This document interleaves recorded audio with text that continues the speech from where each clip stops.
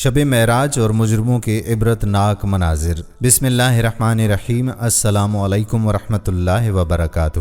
ناظرین، ایک اور نئی ویڈیو کے ساتھ آپ کا اپنا میزبان قادر بخش کلہوڑو آپ کی خدمت میں حاضر ہے۔ ارشاد باری تعالیٰ ہے، بے شک ہم مردوں کو زندہ کریں گے اور ہم لکھ رہے ہیں جو عمل انہوں نے آگے بھیجا اور ان کے پیچھے چھوڑے ہوئے نشانات کو، اور ایک ظاہر کر دینے والی کتاب میں ہر چیز ہم نے شمار کر رکھی ہے۔ ناظرین گرامی، جس طرح اللہ تبارک و تعالی بندے کو ایک بار پیدا فرماتا ہے، ایسے ہی وہ دوبارہ بھی پیدا کر سکتا ہے۔ تو سورہ یاسین کی اس آیت میں لوگوں کو یہی یاد دلایا گیا ہے کہ اللہ انہیں دوبارہ زندہ کرے گا، اس لیے وہ اپنے اپنے اعمال کا صلہ پانے کے لیے تیار رہیں۔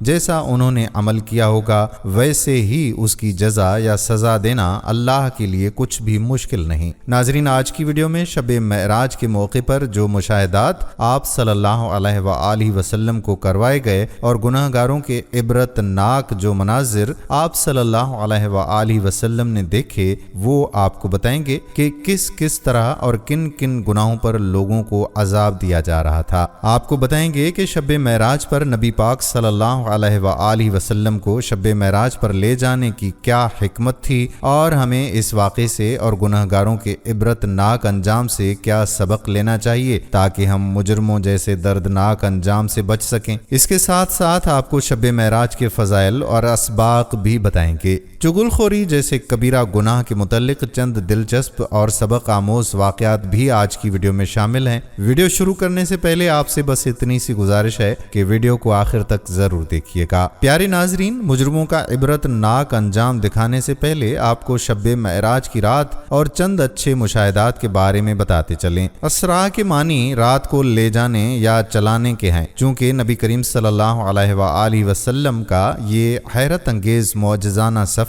رات کو ہوا تھا، اس لیے اس کو اسراء کہتے ہیں، اور قرآن مجید فرقان حمید میں اس کو اسی لفظ سے تعبیر کیا گیا ہے۔ معراج عروج سے نکلا ہے، جس کے معنی اوپر چڑھنے کے ہیں، اس لیے اس کا نام معراج ہے۔ اس سیر کے کرانے کا دعویٰ رب ذوالجلال والاکرام کا ہے۔ چونکہ سفر محیر العقول ہے، اس لیے رب کائنات نے پہلے اپنی تسبیح بیان فرما دی تاکہ پڑھنے سننے والے کے دل میں یہ بات اتر جائے کہ جس ذات برحق نے سیر کرائی ہے وہ ہر قسم کی کمزوری، خامی اور نقص سے پاک ہے۔ اس کے لیے ایسے سیر راتوں رات کرا دینا ناممکن اور مشکل نہیں۔ صرف مسجد حرام سے مسجد اقصی کی طرف جانے آنے کا سفر 1.5-2 ماہ کا تھا، لیکن رات کے کچھ حصے کا دعویٰ اور دعویٰ بھی قادر مطلق رب ذوالجلال والاکرام کا ہے۔ پھر یہ سفر روح کا نہیں یا خواب کا واقعہ نہیں، بلکہ روح مع الجسد اور بیداری کا واقعہ ہے۔ اگر معراج تشریف کا واقعہ روح کی سیر یا خواب کا واقعہ ہوتا، یعنی رسول کریم صلی اللہ علیہ وآلہ وسلم فرماتے کہ اللہ تعالیٰ نے میری روح کو سیر کرائی ہے، یا مجھے خواب میں مسجد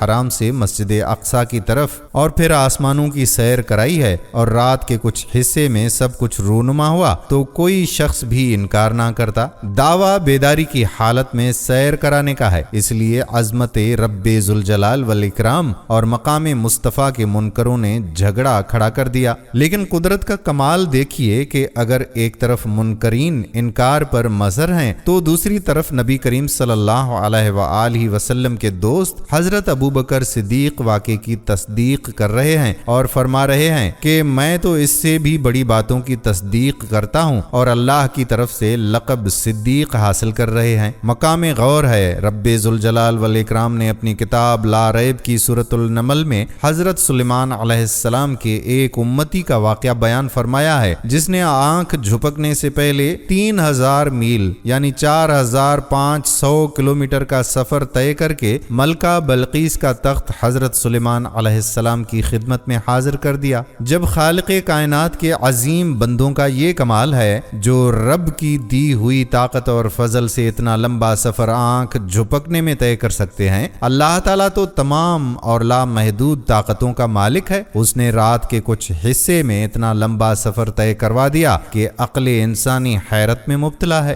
رب ذوالجلال والاکرام نے آنکھوں سے سب پردے ہٹا دیے، دنیاوی قوانین منسوخ فرما دیے، مکان و زمان کی قیود کی تمام فرضی بیڑیاں کاٹ دیں، اور آسمان و زمین کے مخفی مناظر بے حجابانہ آپ صلی اللہ علیہ وآلہ وسلم کے سامنے آ جاتے ہیں۔ حضرت انس رضی اللہ تعالی عنہ سے روایت ہے، فرماتے ہیں کہ رسول کریم صلی اللہ علیہ وآلہ وسلم نے فرمایا کہ معراج کی رات جب میں حضرت موسیٰ علیہ السلام کی قبر منور سے گزرا تو میں نے حضرت موسیٰ علیہ السلام کو قبر میں نماز پڑھتے دیکھا۔ حضرت عبداللہ بن عباس رضی اللہ تعالی عنہ سے مروی ہے کہ حضور صلی اللہ علیہ وآلہ وسلم فرماتے ہیں کہ ایک مقام سے مجھے نہایت ہی اعلیٰ خوشبو کی مہک آنے لگی۔ میں نے کہا کہ یہ کیسی خوشبو ہے؟ جواب ملا کہ فرعون کی بیٹی کی کنگھی کرنے والی خادمہ اور اس کی اولاد کے محل کی ہے۔ عرض کیا اس کے ہاتھ سے کنگھی گری تو اس نے کہا بسم اللہ۔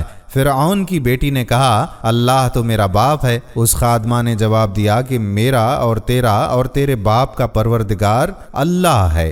فرعون کی بیٹی نے کہا کہ کیا میرے باپ کے علاوہ تیرا کوئی اور رب ہے؟ اس نے کہا کہ میرا اور تیرا اور تیرے باپ کا رب ہے۔ اس نے اپنے باپ کو ساری بات سنائی۔ فرعون نے اس خادمہ کو بلوایا اور کہا کیا تم میرے سوا کسی اور کو رب مانتی ہو؟ کہا کہ ہاں، میرا اور تیرا پروردگار اللہ ہے۔ فرعون نے اسی وقت حکم دیا کہ تانبے کی گائے کو آگ میں تپایا جائے۔ جب وہ بالکل آگ جیسی ہو جائے تو پھر اسے اور اس کے بچوں کو ایک ایک کر کے اس میں ڈال دیا جائے۔ اس مومنہ عورت نے فرعون سے کہا کہ میری ایک درخواست ہے۔ اس نے کہا کہ ہاں، کیا ہے؟ اس نے کہا کہ میری اور میرے بچوں کی ہڈیاں ایک جگہ ڈال دینا۔ فرعون نے کہا اچھا، تیرے کچھ حقوق ہمارے ذمے ہیں، اس لیے یہ منظور ہے۔ بعد ازاں فرعون نے حکم دیا کہ ایک ایک کر کے اس کے بچوں کو آگ کی طرح تپتی ہوئی گائے میں ڈال دو۔ جب دودھ پیتے بچے کی باری آئی تو فرعون کے سپاہیوں نے جب اس بچے کو چھینا تو وہ گھبرائی، تو اللہ تعالیٰ نے دودھ پیتے بچے کو گویائی عطا فرمائی۔ اس نے اپنی ماں سے کہا امی جان، افسوس نہ کریں اور نہ ہی پسو پیش کریں،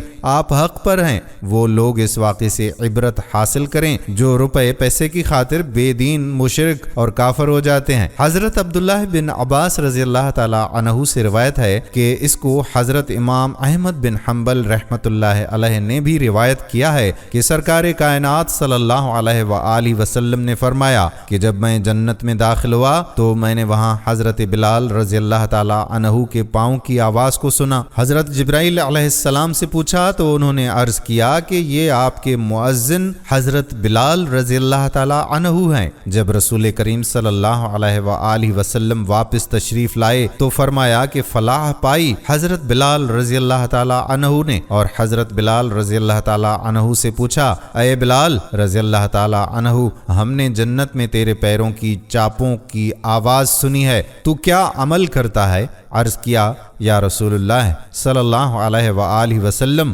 میرے ماں باپ آپ پر قربان ہوں، مجھے تو کوئی بات معلوم نہیں سوائے اس کے کہ جب بھی میں نے وضو کیا تو 2 رکعت نماز تحیۃ الوضو پڑھی، سوائے مکروہ اوقات کے۔ حضرت ابو ہریرہ رضی اللہ تعالی عنہ سے روایت ہے کہ آقا ایک وادی میں پہنچے جہاں نہایت نفیس، معطر، خوشگوار ٹھنڈی ہوا چل رہی تھی اور نہایت راحت و سکون کی مبارک آوازیں آ رہی تھیں۔ آپ صلی اللہ علیہ وآلہ وسلم نے سن کر فرمایا جبرائیل علیہ السلام، یہ کیسی خوشگوار، معطر، مبارک، راحت اور سکون والی آوازیں ہیں؟ عرض کیا کہ اے محبوب کائنات صلی اللہ علیہ وآلہ وسلم، یہ جنت کی آوازیں ہیں۔ وہ کہہ رہی ہیں کہ اے باری تعالی، میرے ساتھ تو نے جو وعدہ کیا تھا وہ پورا فرما۔ میرے بالا خانے میں موتی، مونگے، سونا، چاندی، جام، کٹورے، شہد، پانی، دودھ، شراب طہور وغیرہ وغیرہ نعمتیں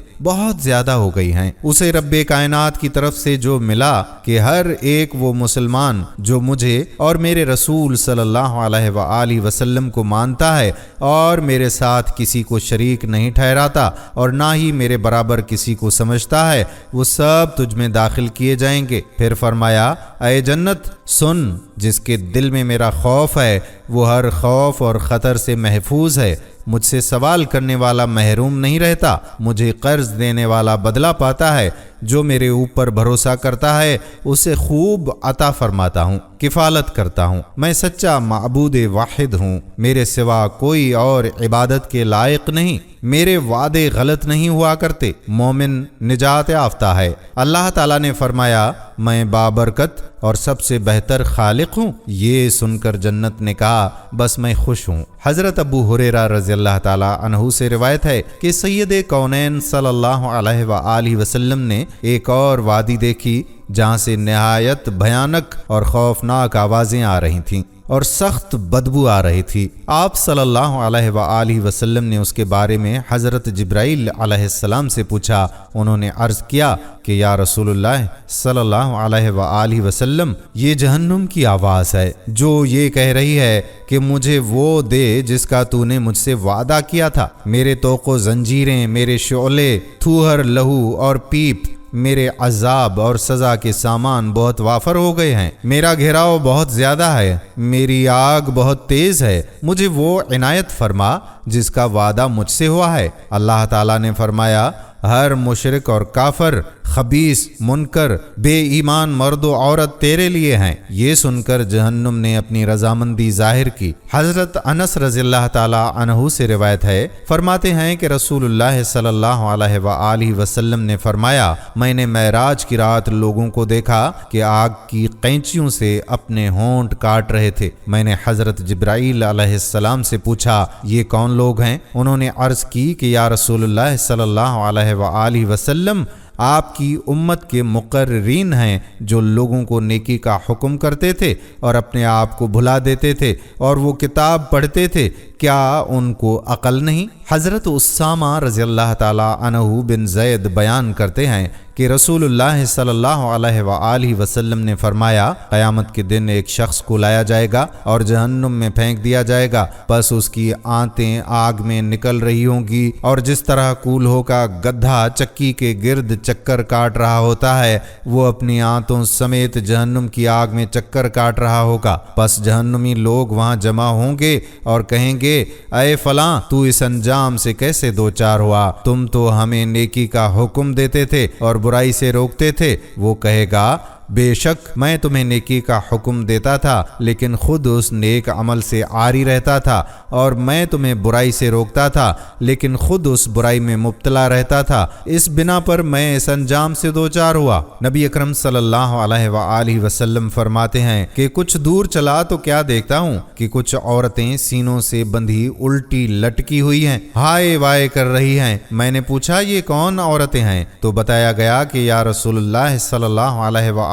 وسلم یہ بدکار عورتیں ہیں اور اپنی اولاد کو قتل کرتی تھیں۔ آپ صلی اللہ علیہ وآلہ وسلم نے دیکھا کہ کچھ لوگ ایسے ہیں جن کے ہونٹ اونٹ کی طرح ہیں، وہ باری باری آگ کے گولے اپنے منہ میں ڈالتے ہیں جو کہ ان کی پشت سے خارج ہوتے ہیں۔ حضرت جبرائیل علیہ السلام نے بتایا کہ یہ وہ لوگ ہیں جو امانت میں خیانت کرتے تھے۔ آپ صلی اللہ علیہ وآلہ وسلم نے کچھ لوگوں کو دیکھا کہ ان کے پیٹ بہت بڑے اور پھولے ہوئے ہیں اور اونٹ ان کو پاؤں سے روند رہے ہیں۔ آپ صلی اللہ علیہ وآلہ وسلم کو بتایا گیا کہ یہ لوگ سود خور تھے۔ آپ صلی اللہ علیہ وآلہ وسلم کا گزر ہوا ایسے لوگوں پر جن کے پیٹ سوج کر کوٹھے کی طرح ہو گئے تھے، ان کے چہرے پیلے ہو گئے تھے، ان کی گردنوں میں توق، ہاتھوں میں زنجیر، پاؤں میں بیڑیاں تھیں۔ جب وہ کھڑے ہونا چاہتے تو سوجے ہوئے پیٹ کی وجہ سے دوبارہ گر جاتے۔ آپ صلی اللہ علیہ وآلہ وسلم کے پوچھنے پر حضرت جبرائیل علیہ السلام نے عرض کی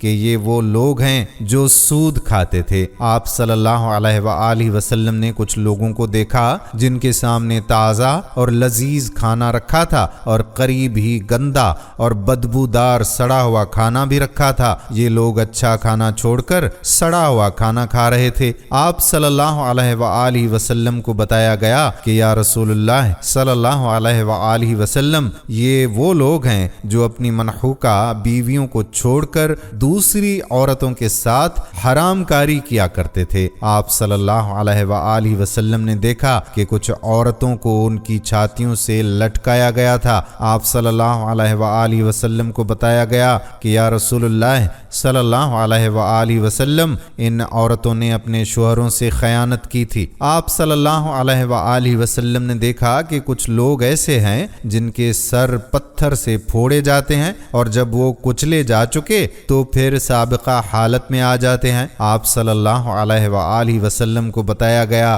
کہ یہ وہ لوگ ہیں جو فرض نماز میں سستی کرتے تھے اور اس کو اپنے وقت پر ادا نہیں کرتے تھے، اور رکوع و سجود بھی پورے نہیں کرتے تھے۔ آپ صلی اللہ علیہ وآلہ وسلم کا گزر ایسے لوگوں پر ہوا جن کو مردار جانوروں کا گوشت یا ٹکڑا کھلایا جاتا۔ آپ صلی اللہ علیہ وآلہ وسلم کے دریافت کرنے پر عرض کی گئی کہ یا رسول اللہ صلی اللہ علیہ وآلہ وسلم، یہ لوگ چغل خوری کرتے تھے اور اپنے دوسرے بھائیوں کا گلا کرتے تھے۔ آپ صلی اللہ علیہ وآلہ وسلم کا گزر ایسے لوگوں پر بھی ہوا جن کے چہرے کالے اور آنکھیں نیلی تھیں، ان کا نچلا ہونٹ پاؤں پر لٹکتا تھا اور اوپر کا ہونٹ سر کے اوپر جاتا تھا۔ دوزخ کی آگ کا زرد پانی آگ کے پیالوں میں پلایا جاتا تھا، حتیٰ کہ پیپ اور خون ان کے منہ سے ٹپکتا تھا۔ وہ گدھے کی طرح رینگتے اور چلاتے تھے۔ آپ صلی اللہ علیہ وآلہ وسلم کے دریافت کرنے پر عرض کی گئی کہ یا رسول اللہ صلی اللہ علیہ وآلہ وسلم، یہ لوگ شراب پیا کرتے تھے۔ آپ صلی اللہ علیہ وآلہ وسلم کا گزر ایسے لوگوں پر بھی ہوا جن کی زبانیں گدی سے نکالی گئی تھیں اور ان کی شکلیں مسخ ہو کر خنزیر جیسی بن گئی تھیں، سر سے پاؤں تک عذاب میں گرفتار تھے۔ آپ صلی اللہ علیہ وآلہ وسلم کے دریافت کرنے پر عرض کی گئی کہ یہ وہ لوگ ہیں جو جھوٹی گواہی دیتے تھے۔ پھر آپ صلی اللہ علیہ وآلہ وسلم کا گزر ہوا ایسے لوگوں پر جن کو فرشتے آگ کی چھریوں سے ذبح کر رہے تھے اور ان کے گلے سے کالا خون بہتا تھا۔ وہ پھر زندہ ہوتے اور اسی طرح دوبارہ فرشتے انہیں ذبح کرتے۔ آپ صلی اللہ علیہ وآلہ وسلم کے دریافت کرنے پر عرض کی گئی کہ یہ وہ لوگ ہیں کہ جو لوگوں کا ناحق قتل کرتے تھے۔ آپ صلی اللہ علیہ وآلہ وسلم کا گزر ہوا ایسی عورتوں پر جن کے منہ کالے اور آنکھیں نیلی تھیں، آگ کے کپڑے پہنے ہوئے تھیں، فرشتے ان کو آگ کے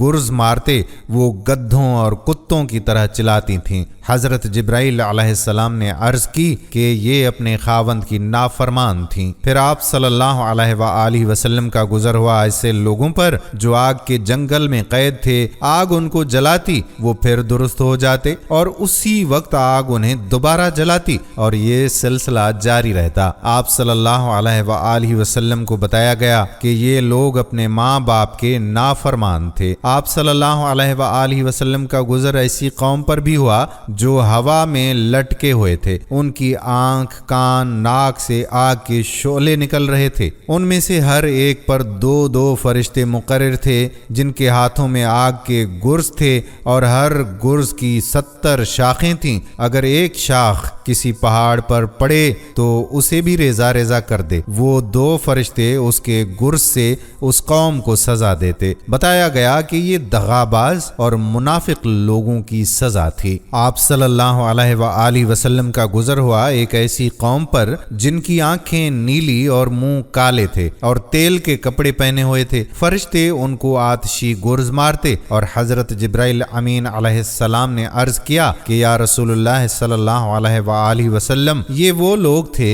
جو بیہودہ گانے والے تھے۔ آپ صلی اللہ علیہ وآلہ وسلم نے دیکھا کہ کچھ لوگ ایسے ہیں جن کی شرمگاہ کے آگے پیچھے چیتڑے لیٹے ہوئے ہیں اور وہ مویشی کی طرح چر رہے ہیں اور دوزخ کے پتھر کھا رہے ہیں۔ آپ صلی اللہ علیہ وآلہ وسلم کو بتایا گیا کہ یا رسول اللہ صلی اللہ علیہ وآلہ وسلم، یہ وہ لوگ ہیں جو اپنے مال کی زکوٰۃ ادا نہیں کرتے، فقیروں اور مسکینوں پر رحم نہیں کرتے تھے۔ آپ صلی اللہ علیہ وآلہ وسلم کا گزر ایک اور قوم پر ہوا جن کے ہونٹ اونٹوں کی طرح تھے اور وہ آگ کی چنگاری کھا رہے تھے، اور وہ چنگاریاں ان کے پیٹ کو جلاتے ہوئے نیچے سے نکل جاتی تھیں، اور اسی طرح یہ سلسلہ جاری تھا۔ آپ صلی اللہ علیہ وآلہ وسلم کے دریافت کرنے پر بتایا گیا کہ یا رسول اللہ صلی اللہ علیہ وآلہ وسلم، یہ وہ لوگ ہیں جو یتیموں کے مال ناحق کھاتے تھے۔ سرکار دو عالم صلی اللہ علیہ وآلہ وسلم کا ایسے لوگوں پر سے گزر ہوا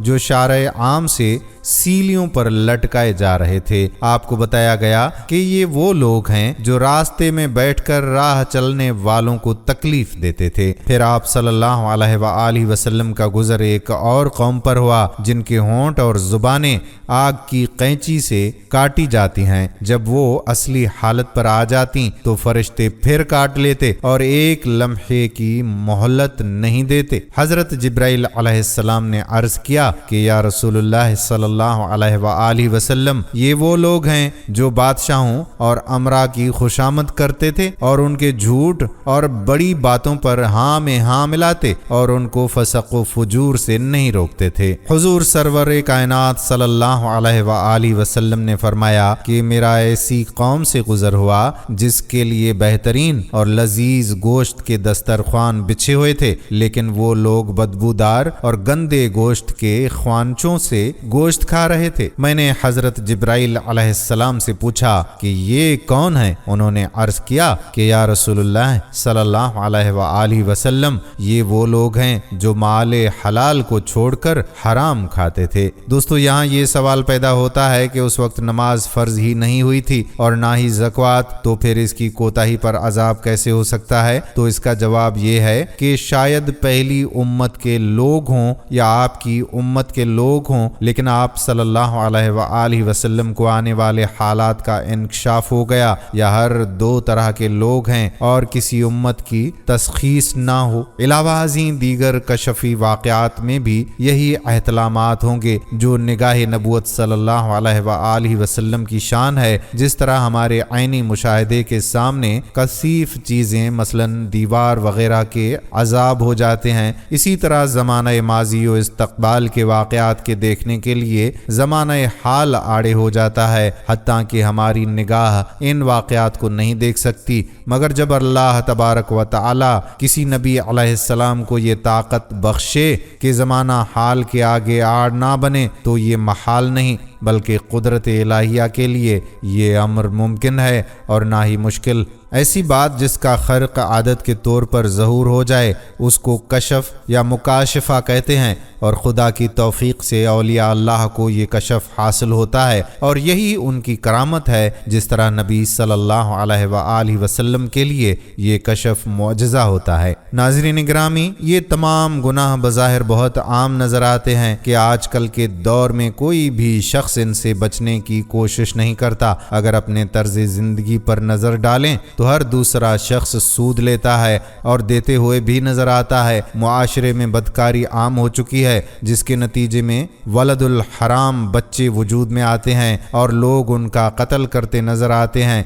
निहायत अफसोस से कहना पड़ रहा है कि हमें जा बजा मादी फ़ायदों के लिए दर्स देते मुकर्रीन नज़र आते हैं, जो खुद तो किरदार और अमल से आरी नज़र आते हैं, लेकिन लोगों को वाइज़ व नसीहत करते फिरते हैं। जगह जगह यतीम खाने और वेलफेयर ट्रस्ट कायम हैं, लेकिन वो तमाम अपने पेटों की जहन्नुम भरने में मसरूफ़ हैं और बिला खौफ व ख़तर यतीमों का माल हड़प कर रहे हैं। नाज़रीन, आज कोई भी घर ऐसा नहीं जहाँ औलाद मुँह ज़ोर, सरकश और नाफरमान नहीं। इसके साथ साथ हमारे मुआशरे में अक्सरियत ऐसी है जिसमें बीवियाँ शोहरों की नाफरमान हैं, घरों में सुकून नहीं और मर्दो औरत और शोहर और बीवी वफादारी के तकाज़ों से बेनियाज एक दूसरे के हुकूक के साथ खयानत करने और ज़िना बाद निकाह जैसे फितनों में मुब्तला हैं। सुबह के वक्त में हमारे घरों में बच्चे जब बेदार होते हैं तो उन्हें नमाज के लिए जगाया नहीं जाता, मगर उठने के बाद टीवी और इंटरनेट चलाते हैं। नीम बरहना लिबास में नाचते फुदकते वजूद फहश गानों की सूरत में उनकी आंखों के सामने नजर आते हैं। जरा गौर करेंगे तो आपको ये जानकर दुख और खौफ महसूस होगा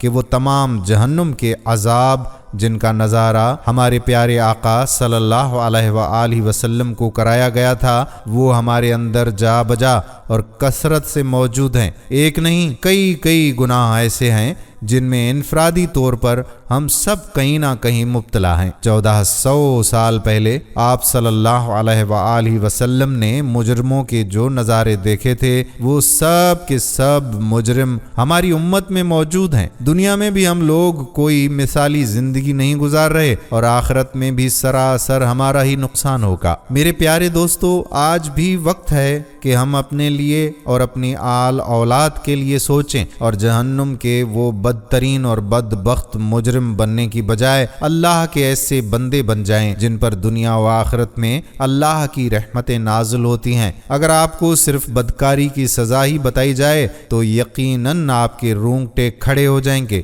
بدکاری سخت حرام اور جہنم میں لے جانے والا کام ہے۔ اسلام میں یہ کبیرہ گناہ ہے اور دنیا و آخرت میں سخت ہلاکت کا سبب ہے۔ بدکاری وہ قبیح فعل ہے جو دنیا کی قوموں کے نزدیک قبیح جرم اور گناہ ہے۔ قرآن پاک میں بدکاری کے متعلق فرمان باری تعالی ہے، اور بدکاری کے پاس نہ جاؤ، بے شک وہ بے حیائی ہے اور بہت ہی بری راہ۔ اللہ اکبر۔ زنا کرنا تو بہت بری اور بڑی بات ہے۔ ارشاد ربانی ہے کہ زنا کے قریب بھی مت جاؤ، یعنی ان باتوں سے بھی بچتے رہو جو تمہیں زنا کاری کی طرف لے جائیں۔ چنانچہ بدکاری کے متعلق حدیث پیش خدمت ہے کہ حضرت ابو ہریرہ رضی اللہ تعالی عنہ سے روایت ہے، انہوں نے کہا کہ رسول اللہ صلی اللہ علیہ وآلہ وسلم نے فرمایا کہ زنا کرنے والا جتنی دیر تک زنا کرتا رہتا ہے اس وقت تک وہ مومن نہیں رہتا۔ مطلب یہ ہے کہ زنا کاری کرتے وقت ایمان کا نور اس سے جدا ہو جاتا ہے، پھر اگر وہ اس کے بعد توبہ کر لیتا ہے تو اس کا نور ایمان پھر اس کو مل جاتا ہے، ورنہ نہیں۔ ایک حدیث میں آیا ہے کہ جب کوئی مسلمان زنا کرتا ہے تو اس کا ایمان نکل کر اس کے سر پر منڈلاتا رہتا ہے، جب فارغ ہوتا ہے تو پھر داخل ہوتا ہے۔ ناظرین، اگر انسان اپنی شرمگاہ کی حفاظت کرے تو یہ عمل اسے جنت میں لے جائے گا۔ اس بارے میں ایک حدیث پاک میں ہے کہ حضرت سہل بن سعد رضی اللہ تعالی عنہ سے روایت ہے، انہوں نے کہا کہ رسول کریم صلی اللہ علیہ وآلہ وسلم نے فرمایا کہ جو شخص اپنے دو کلوں اور اپنی دونوں ٹانگوں کے درمیان والی چیز کا میرے لیے ضامن ہو جائے تو میں اس کے لیے جنت کا ضامن ہوں۔ مطلب یہ ہے کہ دو کلوں کی درمیان والی جگہ یعنی زبان کی خلاف شرع باتوں سے حفاظت کرے اور دونوں ٹانگوں کے درمیان کی چیز یعنی اپنی شرمگاہ کی حفاظت کرے، بدکاری سے بچے۔ ناظرین، طویل حدیث کا ایک جز ہے۔ رسول اللہ صلی اللہ علیہ وآلہ وسلم نے فرمایا کہ کیا تم لوگ جانتے ہو کہ کون سی چیز سب سے زیادہ لوگوں کو جہنم میں داخل کرے گی؟ وہ یہ ہے، نمبر 1 منہ، نمبر 2 شرمگاہ۔ ظاہر ہے کہ ان دونوں اعضاء سے اکثر گناہ ہوتے ہیں، مثلا کفر و شرک کی بولیاں، جھوٹ، غیبت، چغلی، بہتان وغیرہ گناہوں کا سرچشمہ شرمگاہ ہی تو ہے۔ حدیث شریف کا حاصل مطلب یہ ہے کہ مومن کو لازم ہے کہ وہ اپنے ان اعضاء پر کنٹرول رکھے، ذرا بھی ان کی لگام ڈھیلی ہونے پر دونوں اعضاء شریر گھوڑے کی طرح دوڑ کر جہنم میں گرا دیں گے۔ اور دنیا میں خداوندی عذاب کے بارے میں ایک حدیث پاک میں آیا ہے کہ زناکار قوم میں کثرت سے موتیں ہوں گی۔ ایک اور حدیث پاک میں بھی آیا ہے کہ زناکار قوم قحط میں مبتلا کر دی جائے گی۔ ناظرین، دنیا میں زناکاری کی یہ سزا ہے کہ زناکار مرد و عورت اگر کنوارے ہوں تو بادشاہ اسلام ان کو مجموعہ عام میں 100 درے لگوائے، اور اگر وہ شادی شدہ ہوں تو انہیں مجموعہ عام کے سامنے سنگسار کرا دے گا۔ ایک صحابی سے روایت ہے کہ زنا سے بچو، اس سے 6 مصیبتیں آتی ہیں: دنیاوی آفات، روزی کا تنگ،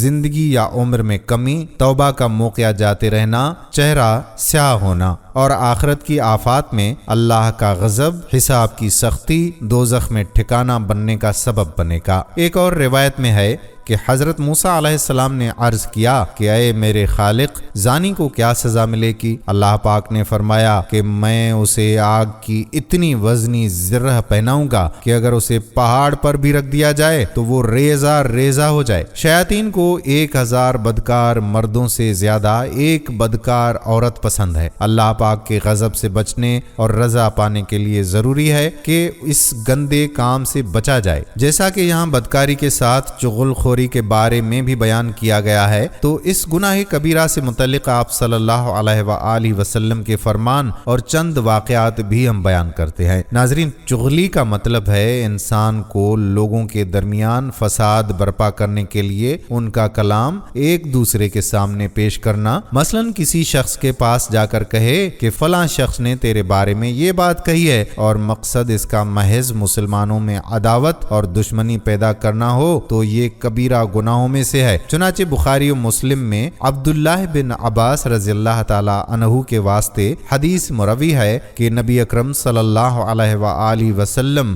دو قبروں کے پاس سے گزرے اور فرمایا کہ ان دونوں کو عذاب ہو رہا ہے اور کسی بڑی غلطی کی بنا پر عذاب نہیں ہو رہا جس سے بچنا دشوار ہوتا۔ ان میں ایک تو چغل خوری کرتا تھا اور دوسرا اپنے پیشاب سے بچنے کا اہتمام نہیں کرتا تھا۔ راوی کہتے ہیں کہ پھر آپ صلی اللہ علیہ وآلہ وسلم نے ایک سبز ٹہنی منگوائی اور اسے دو حصوں میں تقسیم کیا اور پھر اس قبر میں بھی ایک ٹہنی گاڑ دی اور اس قبر میں بھی ایک شاخ اور ٹہنی گاڑ دی۔ لوگوں نے دریافت کیا کہ یا رسول اللہ صلی اللہ علیہ وآلہ وسلم آپ نے ایسا کیوں کیا ہے؟ تو آپ صلی اللہ علیہ وآلہ وسلم نے فرمایا شاید کہ ان ٹہنیوں کے خشک ہونے تک ان کے عذاب میں تخفیف کرتی جائے۔ اور نبی کریم صلی اللہ علیہ وآلہ وسلم کا یہ فرمان بھی ثابت ہے کہ آپ صلی اللہ علیہ وآلہ وسلم نے فرمایا کہ چغل خور جنت میں نہیں جائے گا۔ سو اس بنا پر مومن پر واجب اور ضروری ہے کہ وہ چغلی سے پرہیز کرے اور اس سے کنارہ کش رہے۔ چغل خوری کے نقصانات جو چغل خور کو ہوتے ہیں وہی ہیں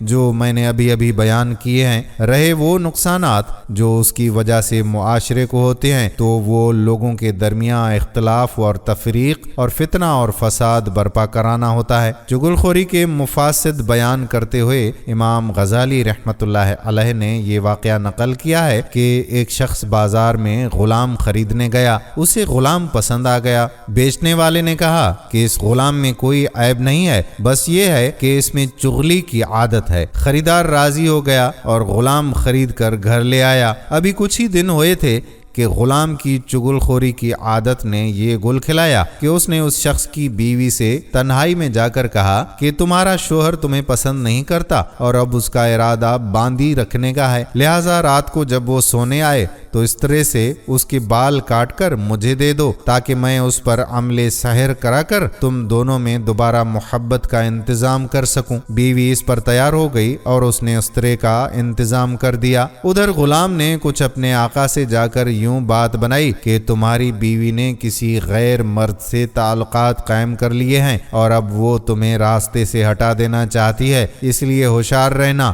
رات کو جب وہ بیوی کے پاس گیا تو دیکھا کہ بیوی اس طرح لا رہی ہے۔ وہ سمجھ گیا کہ غلام نے جو خبر دی تھی وہ سچی تھی، اس لیے قبل اس کے کہ بیوی کچھ کہتی اس نے اس طرح سے بیوی کا کام تمام کر دیا۔ جب بیوی کے گھر والوں کو اس واقعے کا علم ہوا تو انہوں نے آ کر شوہر کو قتل کر دیا۔ اس طرح اچھے خاصے خاندانوں میں خون ریزی کی نوبت آ گئی۔ الغرض چغلی ایسی بری بیماری ہے جس سے معاشرہ فساد کی آماج کا بن جاتا ہے۔ اس لیے حضرت حذیفہ رضی اللہ تعالی عنہ بیان کرتے ہیں کہ میں نے خود رسول اللہ صلی اللہ علیہ وآلہ وسلم کو فرماتے ہوئے سنا کہ چغل خور جنت میں داخل نہیں ہوگا۔ ناظرین، ایک اور واقعہ آپ کی دلچسپی کے لیے سناتے چلیں۔ یہ پرانے وقتوں کی بات ہے کہ کسی گاؤں میں ایک چغل خور رہا کرتا تھا۔ دوسروں کی چغلی کھانا اس کی عادت تھی۔ لاکھ کوششوں کے باوجود وہ اپنی اس عادت کو نہ چھوڑ سکا۔ ہزار بار ارادہ کرتا کہ اب وہ جھوٹ نہیں بولے گا لیکن وہ ہر بار ناکام ہو جاتا۔ اسی وجہ سے اسے کہیں ملازمت نہیں ملتی تھی۔ تھوڑے دن بعد ہی وہ نکال دیا جاتا۔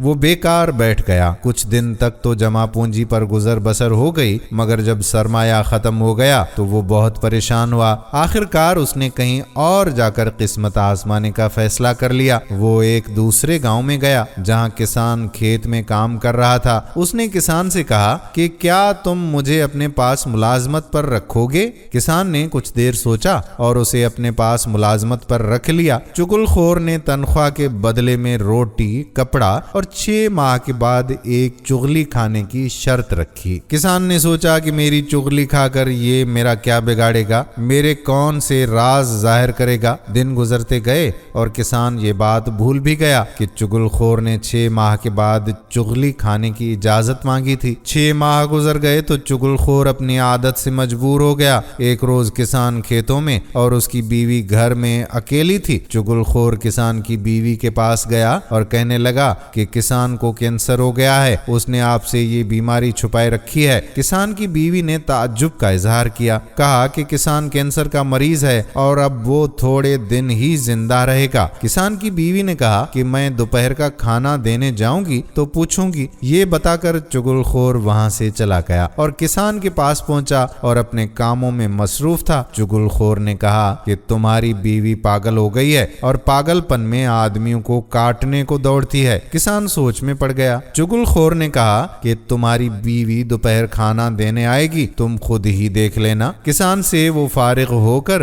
اس کے سالوں کے پاس چلا گیا اور کہا کہ تمہارا بہنوئی تمہاری بہن کو روز روز زور سے مارتا ہے۔ چغل خور کی اس بات سے کسان کے سالے بہت غصے اور پریشانی میں ہو گئے۔ یہاں سے رخصت ہو کر چغل خور کسانوں کے بھائیوں کے پاس چلا گیا۔ کہنے لگا کہ تمہارے بھائی کے سالے ہر چوتھے روز کسان کی پٹائی کرتے ہیں اور تم لوگوں کو کچھ خبر نہیں ہے۔ اگر یقین نہ ہو تو دوپہر کو آ کر دیکھ لینا۔ کسان کی بیوی جب دوپہر کا کھانا لے کر آئی تو کسان اسے عجیب و غریب نظروں سے دیکھنے لگا۔ وہ اس کے قریب ہونے سے ڈر رہا تھا۔ کسان کی بیوی اس سے اپنے سوال کا جواب پوچھنا چاہتی تھی لیکن کسان اس سے دور دور ہوتا گیا۔ کسان سے رہا نہ گیا، اس نے فوراً اپنی جوتی اتار کر بیوی کی پٹائی شروع کر دی۔ اتنے میں کسان کے سالے بھی آ گئے اور آتے ہی کسان پر ٹوٹ پڑے کہ نوکر نے سچی بات بتائی تھی۔ اتنے میں کسان کے بھائی بھی آ گئے اور وہ سب مار پیٹ کرنے لگے۔ مکے، لاٹھیاں، چپلیں سب خون میں نہا گئے۔ کھیت میں کام کرنے والے دوسرے لوگ جمع ہو گئے۔ لڑائی کی وجہ پوچھی، ہر ایک نے وہ بتایا جو انہیں چغل خور بتا کر گیا تھا۔ گاؤں کے لوگ چغل خور کو ڈھونڈنے لگے۔ آخر کار وہ مل ہی گیا۔ سب نے مل کر اس کی پٹائی کی اور اب چغل خور کو گاؤں سے نکال دیا۔ کسان نے اپنی بیوی سے معافی مانگی، سالے اور بھائیوں نے بھی ایک دوسرے سے معافی مانگی اور سب ہنسی خوشی رہنے لگے۔ چلیے اب آپ کو بتاتے ہیں کہ سفر معراج کے فضائل اور اسباق ہمیں کیا ملتے ہیں۔ ناظرین، اسراء کا سفر بیان کر کے اللہ تعالیٰ نے اپنی رفعت، عظمت اور شان بیان کی کہ اس جیسی قدرت اور طاقت کا مالک کوئی نہیں جو کسی کو راتوں رات اتنی دور کی سیر کروا دے۔ اللہ تعالیٰ کی قدرت اس حیرت انگیز سفر اور ہمیشہ یاد رکھے جانے والے معجزے میں واضح ہوئی۔ اس نے عقل کو دنگ اور انسانی دماغ کو چکرا کر رکھ دیا، کیونکہ اس وقت اتنا تیز سفر انسانی سوچ سے ماورا تھا۔ اس سفر میں رسول اللہ صلی اللہ علیہ وآلہ وسلم کو مسجد الحرام سے مسجد اقصی تک کا طویل سفر چند لمحوں میں کروایا گیا۔ آپ نے اس طویل سفر میں اللہ تعالیٰ کی بڑی بڑی نشانیاں دیکھیں، پروردگار کی بادشاہی کا جلال دیکھا اور پھر اسی رات واپس بھی آ گئے۔ اسراء اور معراج کا سفر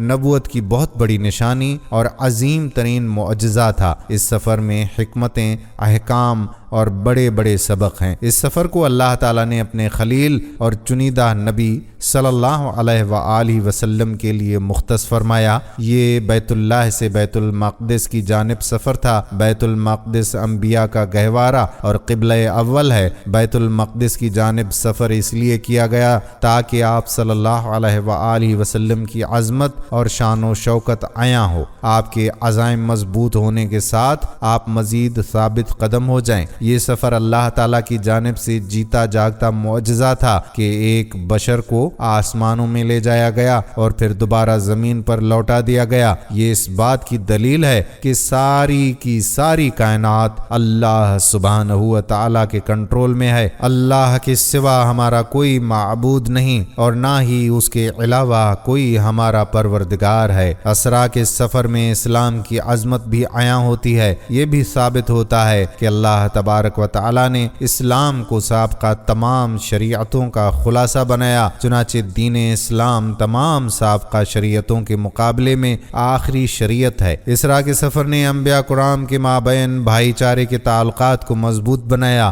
اور یہ بھی بتلایا کہ سب کا پیغام رسالت ایک ہی ہے۔ یہی وجہ ہے کہ رسول اللہ صلی اللہ علیہ وآلہ وسلم کسی بھی آسمان کے پاس پہنچتے تو تمام انبیاء کرام نے آپ صلی اللہ علیہ وآلہ وسلم کا خوش آمدید پارسا بھائی اور نیک نبی کہہ کر استقبال کیا۔ انہی انبیاء کرام کے بارے میں رسول اللہ صلی اللہ علیہ وآلہ وسلم کا فرمان ہے کہ تمام انبیاء کرام کا باپ ایک ہے اور ان کی مائیں الگ الگ ہیں، ان کا دین ایک ہے اور میرا عیسیٰ بن مریم کے ساتھ تعلق سب سے بڑھ کر ہے۔ اگر تمام انبیاء کرام بھی ہمارے رسول صلی اللہ علیہ وآلہ وسلم کا عہد پاتے تو ان سب کے لیے آپ صلی اللہ علیہ وآلہ وسلم پر ایمان، آپ کی اتباع اور نصرت و تائید کرنا واجب ہوتا۔ آپ صلی اللہ علیہ وآلہ وسلم ان کے امام اور پیشوا ہوتے۔ آپ صلی اللہ علیہ وآلہ وسلم نے حضرت عمر رضی اللہ تعالی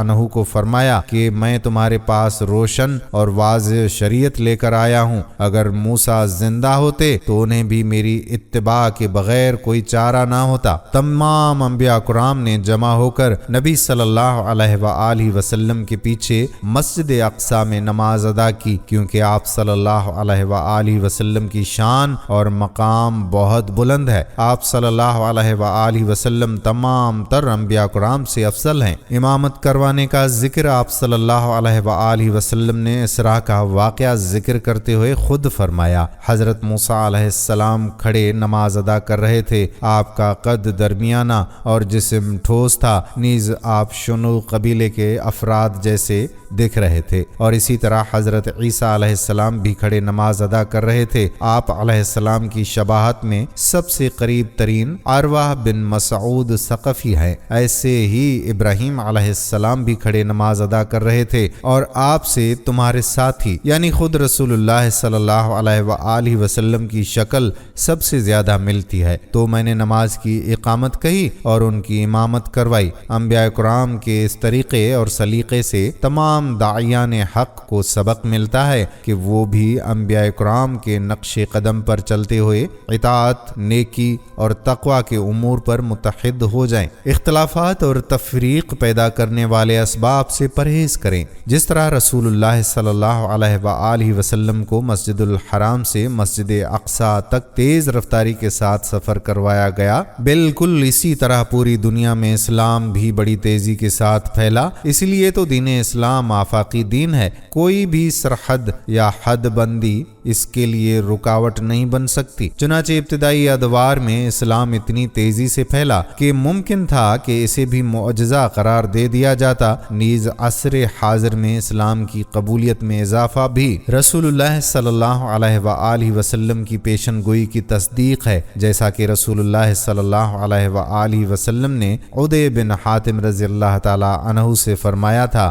اللہ کی قسم، اللہ تعالیٰ اس دین کے بارے میں اپنے وعدے کو لازمی پورا فرمائے گا، یہاں تک کہ ایک مسافر صنعاء سے حضر موت تک سفر کرے گا، اسے اللہ کے سوا کسی کا خوف نہیں ہوگا، نہ ہی اسے اپنی بکریوں کے بارے میں بھیڑیے کا خوف ہوگا۔ اور آپ صلی اللہ علیہ وآلہ وسلم کا یہ بھی فرمان ہے کہ بے شک اللہ تعالیٰ نے میرے لیے زمین سکیڑ دی، تو میں نے زمین کے مشرق و مغرب کی ہر چیز کو دیکھا، اور میری امت کی بادشاہت وہاں تک پہنچے گی جہاں تک زمین میرے لیے سکیڑی گئی تھی۔ ایک حدیث میں یہ بھی ہے کہ یہ دین وہاں تک پہنچے گا جہاں تک دن اور رات ہیں، یہاں تک کہ اللہ تعالیٰ مٹی یا اون کے بنے ہوئے گھروں میں بھی اس دین کو داخل کر کے چھوڑے گا، چاہے اس کی وجہ سے کسی کو عزت ملے یا ذلت۔ اللہ تعالیٰ عزت اسلام اور مسلمانوں کو، جبکہ ذلت شرک اور مشرکوں کو دے گا۔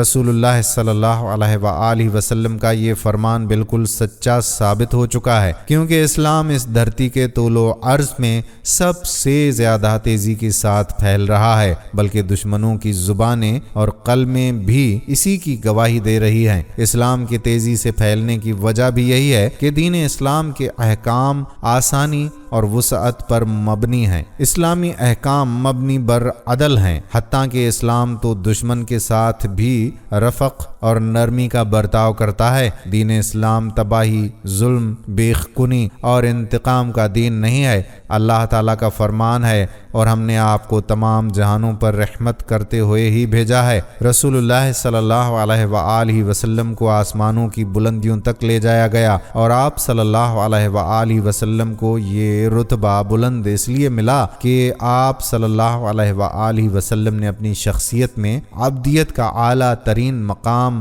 سمو رکھا تھا، اور اسی عبدیت کے اعلیٰ مقام کی وجہ سے اللہ تبارک و تعالیٰ نے آپ کی تعریف کے اعلیٰ ترین مقام پر بھی آپ کو عبدیت کے ساتھ ہی ذکر کیا، اور فرمایا، پاک ہے وہ ذات جس نے اپنے بندے کو سیر کروائی۔ اسرا اور معراج کے اس سفر کے دوران آپ صلی اللہ علیہ وآلہ وسلم کو مسجد الحرام، مسجد نبوی اور مسجد اقصیٰ کے مابین انتہائی مضبوط تعلق اور نعتہ پڑھنے کو ملے گا، اور اس تعلق میں امت کے لیے بالکل واضح اشارہ ہے کہ مسجد اقصیٰ کے بارے میں معمولی سی سستی کا شکار نہ ہو، کیونکہ مسجد اقصیٰ کے مقام قدسیت اور برکت کا یہی تقاضا ہے۔ حضرت ابو ذر غفاری رضی اللہ تعالی عنہ فرماتے ہیں، میں نے پوچھا یا رسول اللہ صلی اللہ علیہ وآلہ وسلم کون سی مسجد سب سے پہلے بنائی گئی؟ تو آپ صلی اللہ علیہ وآلہ وسلم نے فرمایا مسجد الحرام۔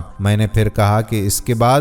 آپ صلی اللہ علیہ وآلہ وسلم نے فرمایا مسجد اقصیٰ۔ تو میں نے کہا ان دونوں کے درمیان کتنے عرصے کا فاصلہ ہے؟ تو آپ صلی اللہ علیہ وآلہ وسلم نے فرمایا کہ 40 سال۔ نیز آپ صلی اللہ علیہ وآلہ وسلم کا یہ بھی فرمان ہے کہ 3 مساجد کے علاوہ رخت سفر نہ باندھا جائے۔ میری یہ مسجد الحرام اور مسجد اقصیٰ، بحوالہ بخاری شریف۔ ناظرین، مسجد اقصیٰ اپنی تاریخ اور فضائل کے ذریعے مسلمانوں کے دلوں میں وحدت کا شعور اجاگر کرتی ہے۔ مسجد اقصیٰ شرک و گمراہی سے چھٹکارے کے لیے مسلمانوں کا باہمی اخوتی تعلق مضبوط بناتی ہے۔ مسئلہ بیت المقدس ہمیشہ اسلام کے سپوتوں کے سینے میں زندہ رہے گا، لہٰذا کسی کا انکار کرنا اور جارحین کا تہمت لگانا ہمارے اس نظریے میں کوئی لچک پیدا نہیں کر سکتا۔ اسرا اور معراج کا واقعہ ہمیں بتلاتا ہے کہ حق غالب ہو کر ہی رہے گا، چاہے باطل دعوے جس قدر بلند آواز اور کثرت کے ساتھ کیے جائیں، کیونکہ باطل کی ساخت ہی کمزور ہوتی ہے جو جلد ہی تباہ اور برباد ہو جائے گا۔ اس کے در و دیوار ٹوٹ پھوٹ کا شکار ہو جائیں گے۔ فرمان باری تعالیٰ ہے،